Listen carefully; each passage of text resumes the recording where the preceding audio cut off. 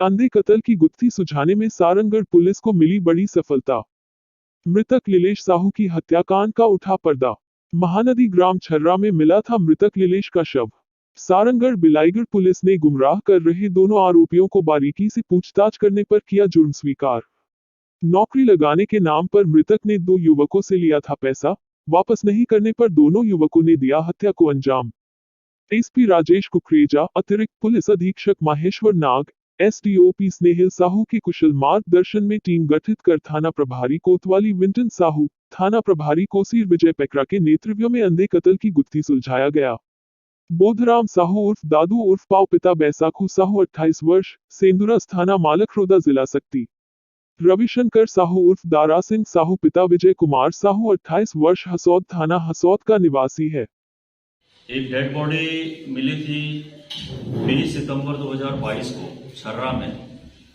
उस समय dead body जो थी ऐसा लग रहा था 2-3 दिन पहले की है। नदी में पानी था, नदी से बहते हुए छर्रा गांव में मिली थी बॉडी फूल गई थी। बॉडी पे कोई चोट का निशान नहीं दिख रहा था और पोस्टमार्टम की रिपोर्ट में भी कुछ खुलासा नहीं हो रहा था कि बॉडी में कोई चोट वगैरह लगी हुई है कि नहीं। तो 2 दिन के बाद मृतक की पहचान हुई कि मृतक जो है ये लीलेश साहू नाम का व्यक्ति है जो खरसिया में रहता है। तो ये हम लोग को गुत्थी समझ में नहीं आ रही थी, खरसिया का व्यक्ति का डेड बॉडी छर्रा में मिल रही है। इसके पश्चात जब हम लोगों ने सिलसिलेवार उसमें जांच करना शुरू किया तो ये पता चला कि इस व्यक्ति का हसौद में आना जाना रहता था और हसौद में कुछ लोगों के साथ में उठना बैठना रहता था। लेकिन हम लोग लगातार वहाँ पार्टियां भेज रहे थे। मैंने एक टीम भी बनाई थी जिसमें डीएसपी मैडम थी और कोतवाली के 2-3 टीआई जो बीच बीच में थे वो सब साथ में जा रहे थे। और वहाँ पे हम जब जा रहे थे तो हमको किसी तरह का कोई क्रू मिल नहीं रहा था। ज़्यादातर हम लोग टेक्निकल क्रू में जाते हैं या किसी से उसकी दुश्मनी हो या कोई उसका रिश्तेदारी में कोई जमीन संबंधी विवाद है या कोई महिला संबंधी विवाद है या कोई और पैसे संबंधी विवाद है। तो इस तरह से हम लगातार 4-5 महीने तक उसमें प्रयास करते रहे। और जैसा कि आप लोगों को मालूम भी है कि डायटम टेस्ट वगैरह हम लोग करवाते हैं एफएसएल से, मृतक के पेट में जो पानी वगैरह रहता है, तो उस टेस्ट की रिपोर्ट भी प्राप्त नहीं हो पा रही थी क्योंकि वो एफएसएल रायपुर जाती है और वहाँ से प्रकरण थोड़ा सा विलम्ब हो रहा था आने में। लगातार हम लोग प्रयास कर रहे थे और 4-5 महीने की मेहनत से हमको बाद में एक क्लू मिला कि एक व्यक्ति है और उसके साथ में एक दूसरा व्यक्ति जो दोनों ने मिलकर पैसे की आपसी लेन देन को लेकर इस व्यक्ति की हत्या की है। तो वो व्यक्ति भी अपने पते पे मिल नहीं रहे थे।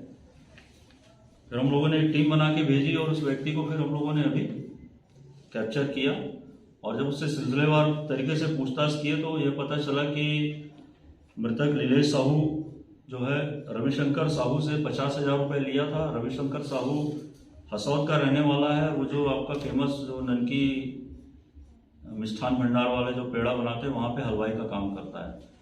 तो इसने रविशंकर साहू से 50,000 रुपये कोरबा या रायगढ़ में किसी फैक्ट्री में काम कराने के एवज में ले लिया था और उसको नौकरी नहीं दिलवा रहा था। चूंकि रविशंकर साहू भी ज़्यादा पैसे वाला नहीं था तो बार बार उससे रिक्वेस्ट करता था या तो नौकरी लगा या मेरा पैसा वापस कर।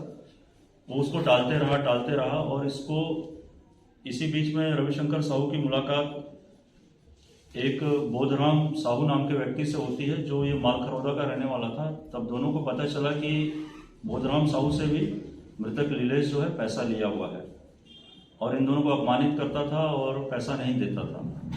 इसी बीच में ये इन्होंने ऐसा मन बना लिया था कि मौका मिलते ही हम इसको सबक सिखाएंगे। और इस तरह से एक दिन मृतक जो था हसौद आया हुआ था 18 सितंबर 2022 को। मृतक को इन्होंने बोला कि चलो आज पार्टी करते हैं। तो मृतक को इन्होंने हसौद के जो अपना शासकीय जो ठेका है वहाँ से उन्होंने 5 कौवे खरीदे और दोनों आरोपी जो हैं एक राय होकर पहले मृतक के साथ में रविशंकर साहू आ गया था। यहाँ पर हमारा जो सिंगनपुर वाला जो एरिया है कोसीर थाने का, वहाँ पे उन्होंने शाम के समय 4-5 बजे आए और उसको बोले कि चलो हम पार्टी करेंगे।